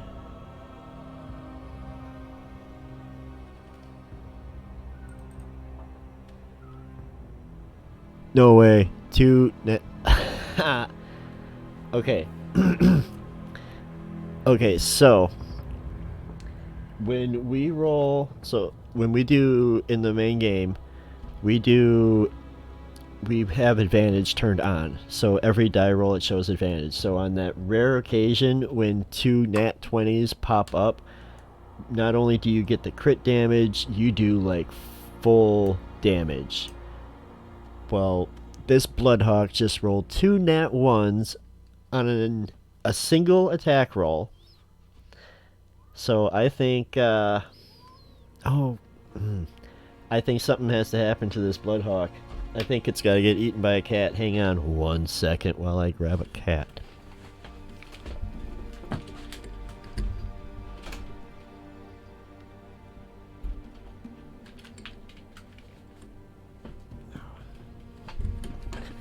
Yeah, sorry, she would not stop. Okay.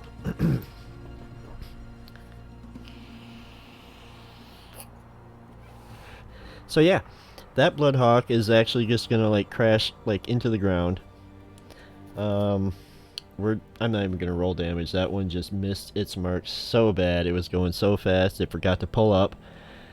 So that's one Bloodhawk down. Awesome. But now two of them are going to attack Domenica. So the first one's attack with advantage. 5 plus whatever. Actually, wait. It's plus 4. A 9 is going to miss. She has an AC of 11, guys. And then the second one. 15 will hit. Well, actually 19. Whatever. Doesn't matter. And it'll do 1d4 piercing damage to her. And it only does 2 to her. Alright.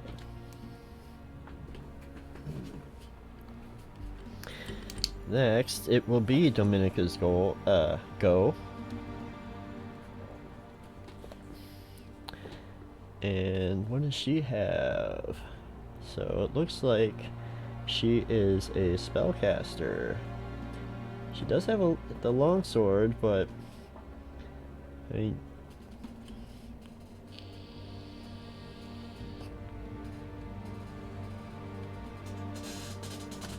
wow. Okay. Then Cure Wounds and Command is what she has. So yeah, I guess she's going to swing with her longsword, so it's going to be a d20 plus 3 for her to hit. Let's see if she can hit a bird. Nope. Oh wait. Well, she doesn't have advantage, so nope, she cannot hit. That's her go. Jimothy, buddy, he is there. He's got, what, 2-weapon fighting? Right, we gave him that. Oh, we still don't have that one ranger thing, which is sad, but alright. He's got 1 bird on him, so he's going to attack. 18 will hit for 9 damage, and then with the offhand, ooh, an 8's gonna miss. But that Bloodhawk, oh, that Bloodhawk's dead. It only has 7 HP. Awesome. But he missed his second attack on one of the ones attacking Dominica, and then it's back to the Bloodhawk. So they've still got the pair teamed up on her, unfortunately. Oh, wait, I forgot about Bobathy. Bobathy at the end of Jimothy's turn. So we gotta bring out Bobathy. Hey there, Bobathy. Ricky would be envious of that impression. Okay, so Bobathy has a long sword, so he's going to attack. 16 is going to hit for 4 slashing, so that is going to do some damage to that one hawk. Okay. Now back to the Bloodhawks. So they get the attacks on Dominica.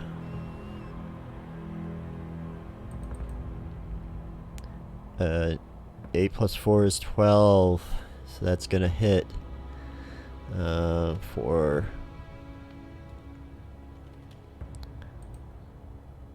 2 damage. And then the other Bloodhawk will attack. 20 will hit. Dirty 20 will hit for 3 damage. She's down to 11 now. And it's her turn. So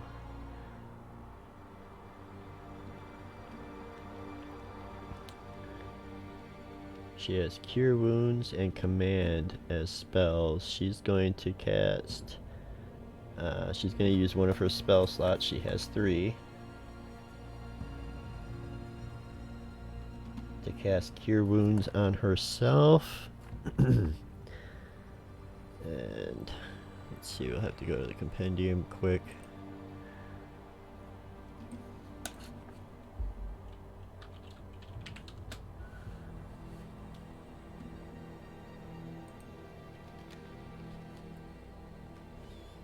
Just to double check.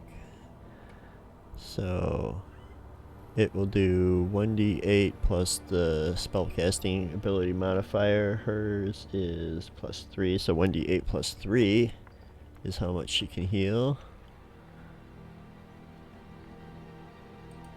Oh, not a d6.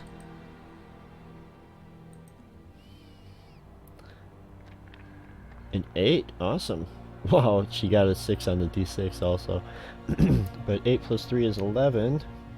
And that'll put her back at full, actually. It's more than enough to put her back at full. And then it's Jimothy's turn. So Jimothy will attack the nearest Bloodhawk. This is right there.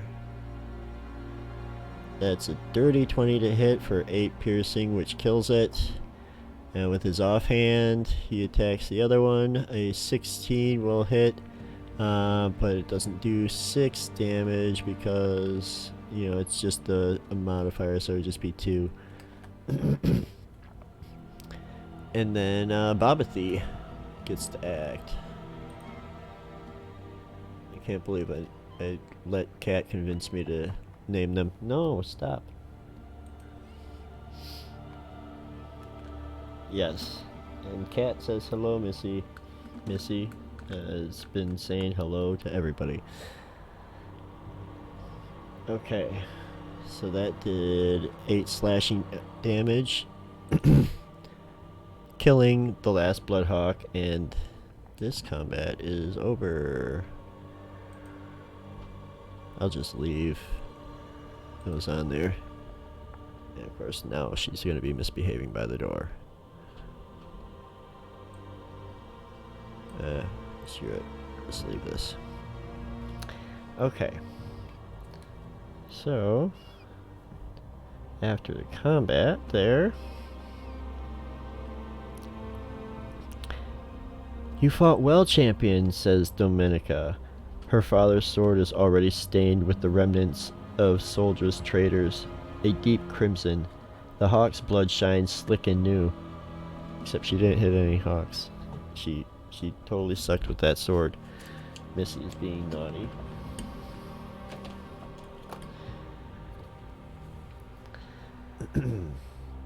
You wonder whose blood that blade has seen. She wipes the sword on her cloak and sheathes it. Unnecessary.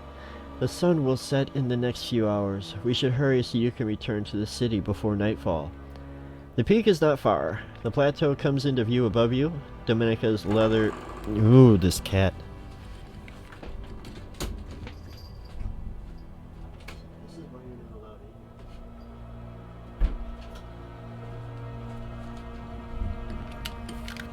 Yes, that is why she's not allowed in here.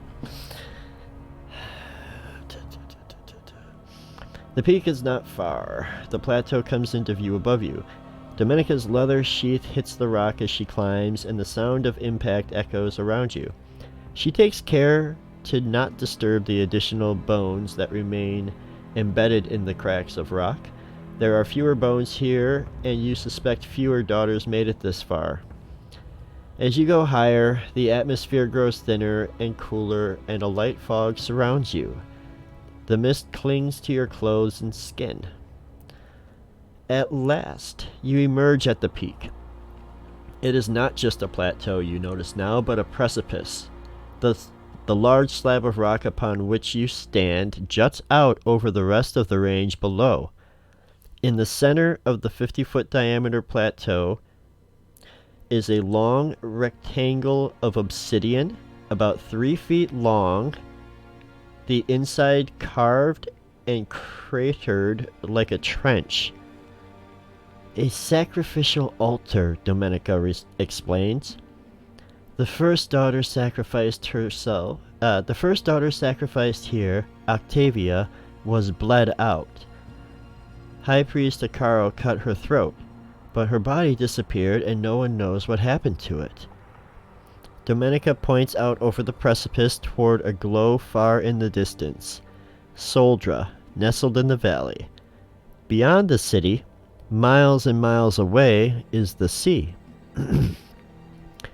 The city at dusk, seen through the shroud of mist, is like a candle, flickering as it settles in for the night.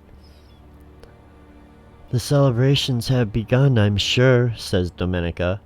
A night of revelry, toasting Soldra's year of peace. She says it without bitterness or spite, but with a touch of longing. Oh, I did that all right. She turns to you.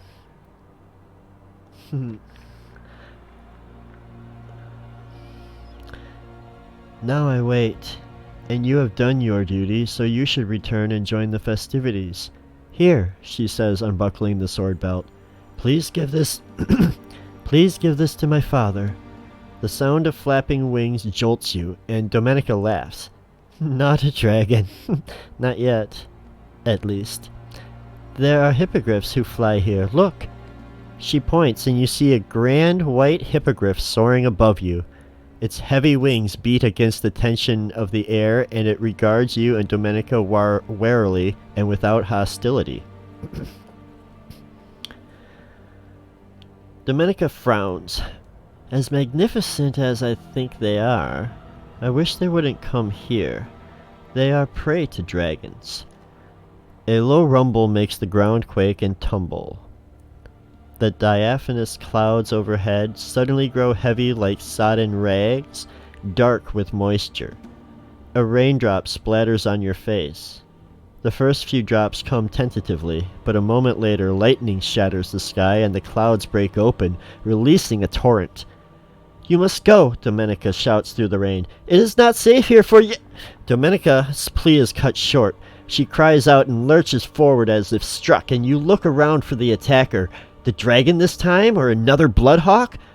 But there is no one else on this peak besides you and Domenica.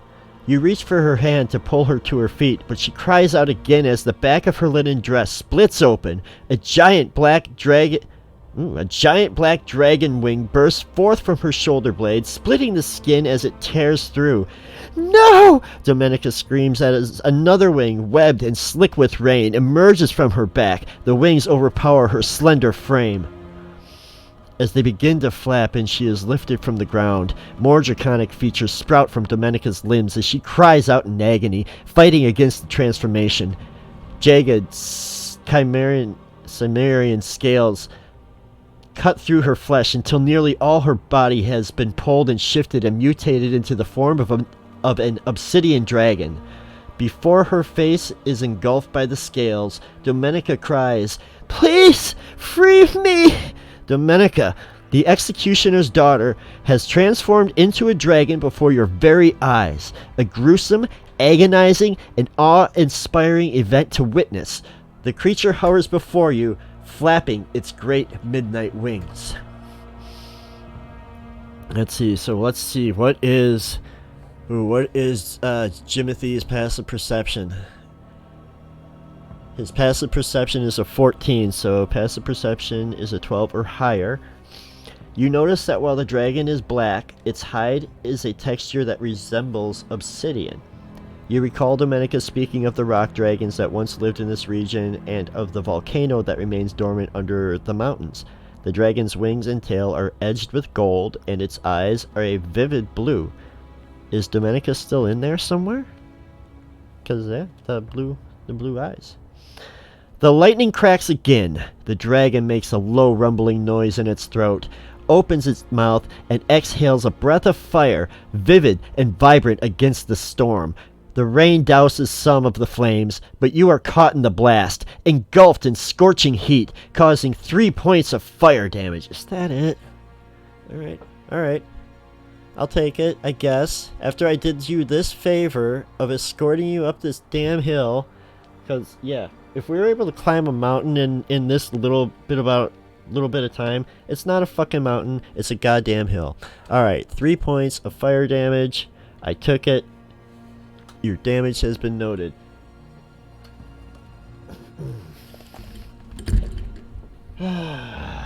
Alright. The dragon growls again, its body tensing and coiling, readying for another attack.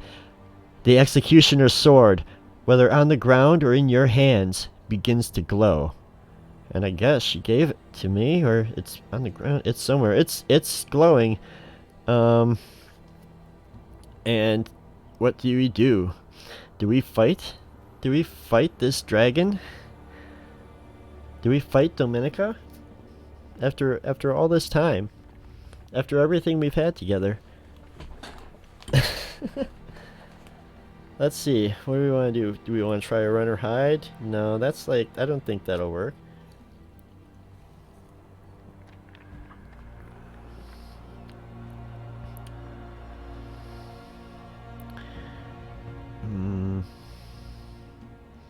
Alright.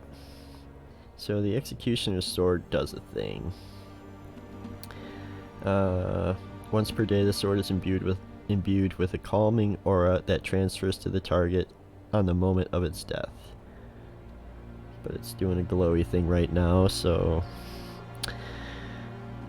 I'll go with that. So we got the dragon engage in combat. We can go to that. Oh, all right. At least we got the sidekick. At least we got Bobathy. Jimothy and Bobathy. I just went with it. Oh. So the dragon's got a +0 to initiative. Yeah, it saves though. I'll roll Jimothy's first.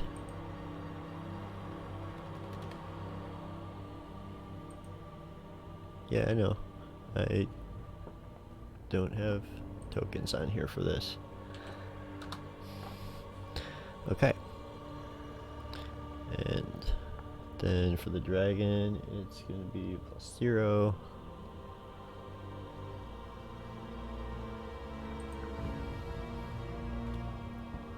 Oh, that's appropriate. 7 and 5, so that works. Alright.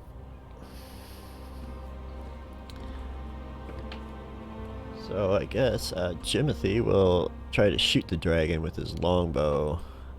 He only gets 1 attack, but that's fine. And he gets to do things. Oh, you know what? Actually, he's got spells. This is a ranger.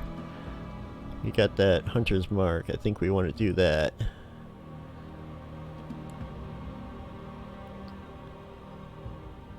So here, let's get that spell description up.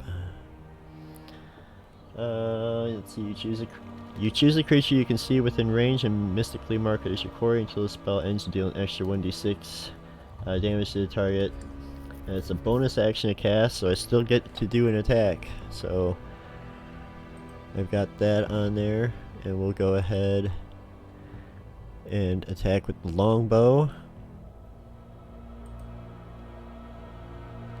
Oh, Hunter's Mark doesn't give you advantage. And you have advantage. Oh nope. Wisdom Perception or Wisdom Survival check. No, so sadly I do not get advantage. A 7 is gonna miss.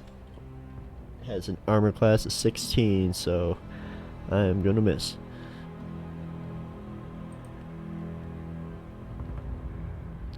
It's gonna be the dragon's turn.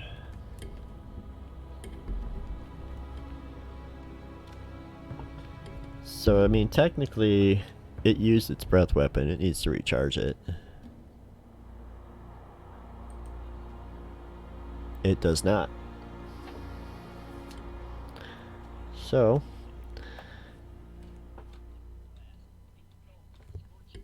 it's going to attack. Only gets one attack, so that's fine. It's going to use its bite on Jimothy. Oh wait, you know what? I forgot about Babathy. Babathy would have to run up and try to swing at it. I mean, it's hovering in front of us, so I guess Babathy does that. Babathy, take a swing. Oh, Babathy, you suck. Alright.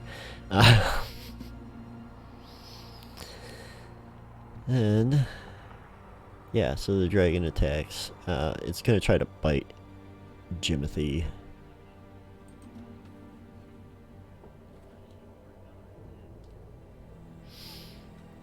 And let's see, a 15 plus 4 is a 19. That's, I think Jimothy's got 14 AC, so that hits.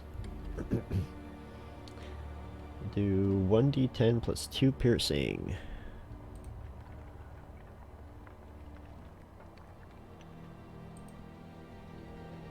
So 4.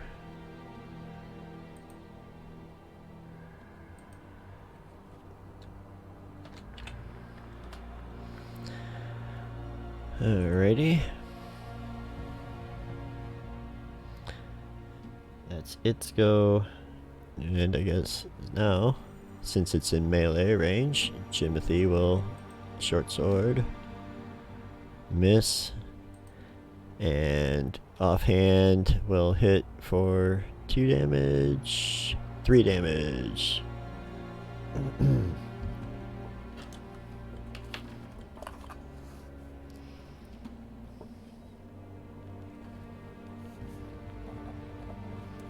Okay. And then Babathy gets an attack. And misses, even though we could be flanking now, and that's what we're going to be doing. We'd be flanking. Oh, I forgot to roll the Hunter's Mark damage.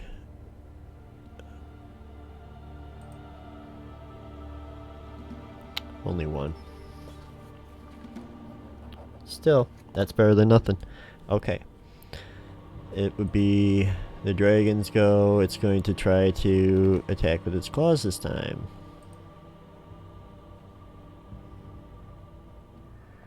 It doesn't say multi-attack or anything like that. Oh wait.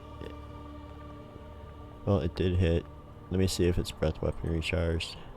It did not. Okay. So that's definitely going to hit Jimothy. That's the Shard Claw. 1d12 plus 2. And that has reach. They both have reach, TBH. 1d12. 6 plus 2 is 8. Oh. Oh, Jimothy is looking pretty rough. Jimothy is down to 4 HP. Okay. Speaking of Jimothy, it is now Jimothy's turn, so for his action, he's going to cast Cure Wounds on himself.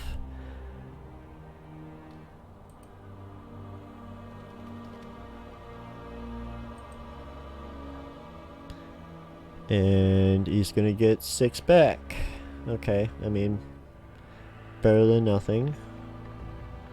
That puts him up to 10. And then he's going to try to attack. He swings his short swords at his former... what do you call that? You have to...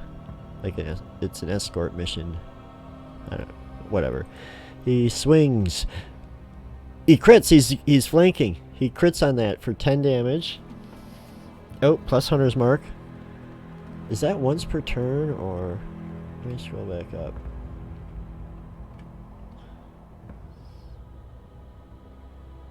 No, it's whenever you hit with the attack roll. Awesome. Okay.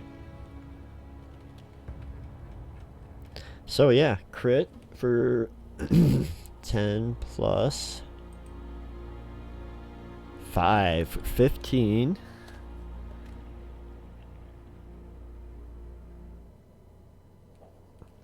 And then he gets one more with the offhand.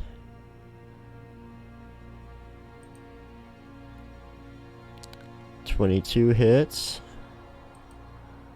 with the hunter's mark of 3, dealing another 8 damage.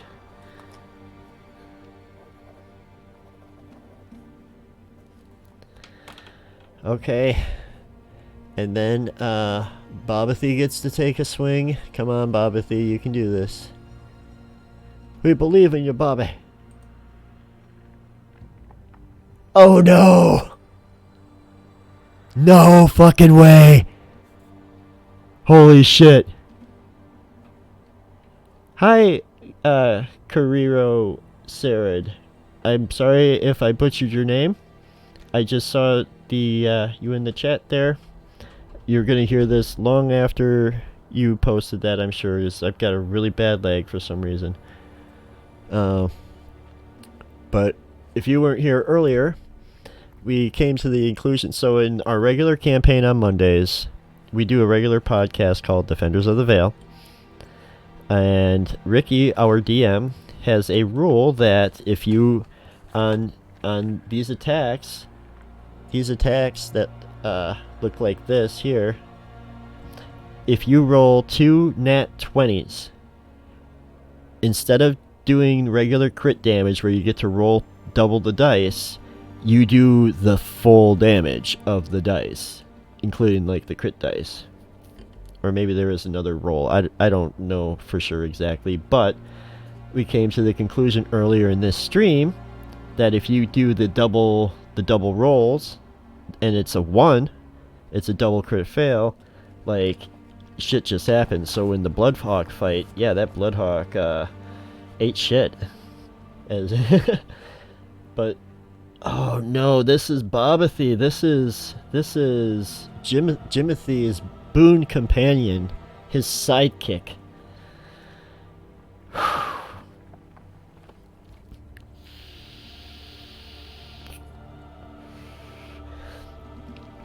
Okay. So ooh.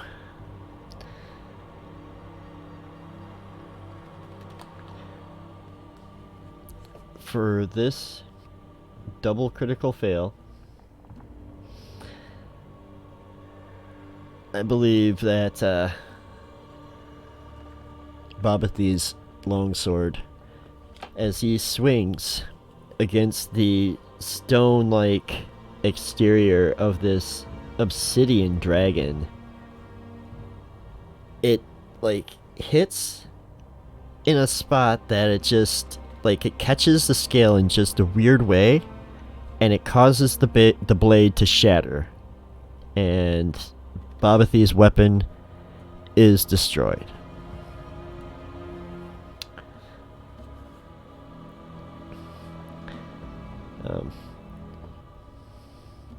So poor Bobathy there, and it really sucks for Bobathy, but the dragon gets at least one more chance to do our impromptu hero in, as it takes it first rolls a d6 to recharge its breath weapon, rolls a 1, so it still does not recharge.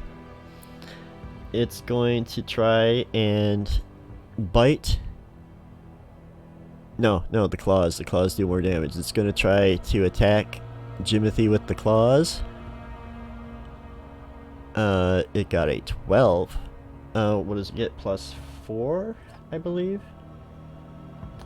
Shard Claw, +4, so 12 turns into a 16, which, if we remember, yep, Jimothy's armor class is 14, so he takes that Shard Claw.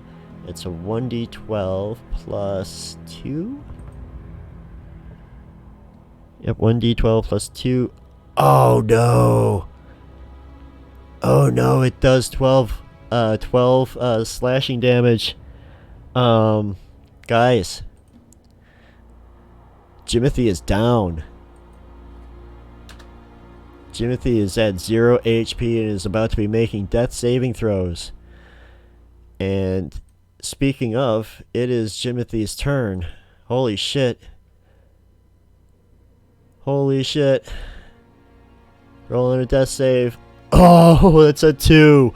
At least it wasn't a 1. At least it wasn't a 1. Wow, this is getting way more intense than I thought it would, TBH. Okay. So, Jimothy fails 1 death save. And at the end of Jimothy's turn, it would be Bobathy's turn. Bobathy runs over. And I forgot he gets a +2 to attacks. But anyways. Something's not rolling right because he should have a +5, a +7. He should be getting a +7 to his attack rolls. Anyways. Bobathy runs over. He grabs one of Jimothy's short swords. And let's see. I'll just roll it on Jimothy. Jimothy's got a +6. Oh, he would just have +1 more. 9 misses. It's the dragon's turn. Oh boy, we might die here, guys. Okay, the dragon now turns its attention to Bobathy. Breath weapon still does not recharge. Bobathy's got AC 16 with 29 HP. Let's go. So the dragon tries to attack with the claw. 15 plus 4 is 19, which hits.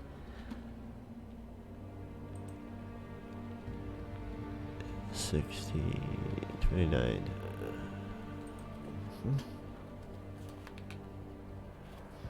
This dragon has literally been at 1 HP. So it hits Bobathy for 1d12 plus 2. Awesome, so it only does 3 damage to Bobathy. Come on, Bobathy, we believe in you. And then after that, it would be Jimothy's turn. Jimothy has to make a death save. Come on, Jimothy. Let's make this death save. 19! That's so close, but at least it's a success. We'll take it. Alright. That's all that Jimothy can do, so now Bobathy with that, with Jimothy's long sword, or short sword, makes an attack. Come on. Oh, wait. It's plus... yeah, so that's only +6. So it would be an 11, which misses. It's the dragon's go. At least combat's go fast. Oh, it gets its breath weapon. Fire breath, 20-foot cone. Each creature must make a DC 11 dex save. So Bobathy gets to make a dex save.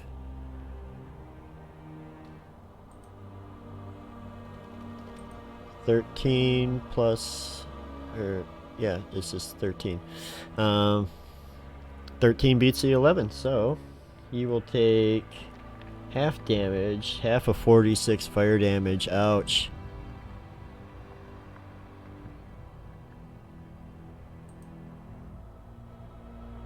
So he'll take 5. Alright, and then it is Bobathy. Bobathy's go. Attacking with the short sword. It's like, come on, I got this. Oh yes, he does. 26 for 5 piercing damage. Finally kills this obsidian dragon that has been at 1 HP since the last time Jimothy was standing. These rolls sucked. But at least we did it. Alright, what happens next?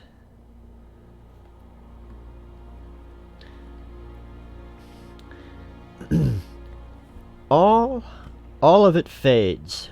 The dragon The mountain, the storm, the city in the distance. You are submerged into blackness. Is this right? Am I supposed to read this? Hang on. Okay, so if you defeat the dragon... Oh, yeah, no, I'm not supposed to read that. That was the wrong thing. So, if you defeat the dragon, go to the ones who survived. I'm kind of curious to know what that was going to turn out into. But, alright. Here's what we're supposed to read. Oh, shit. Hang on. It's not over yet, because Jimothy has to make a death save. 14, that's another success. And then he'll try a DC 10 medicine check to try and stabilize. And does so. So Jimothy stabilizes.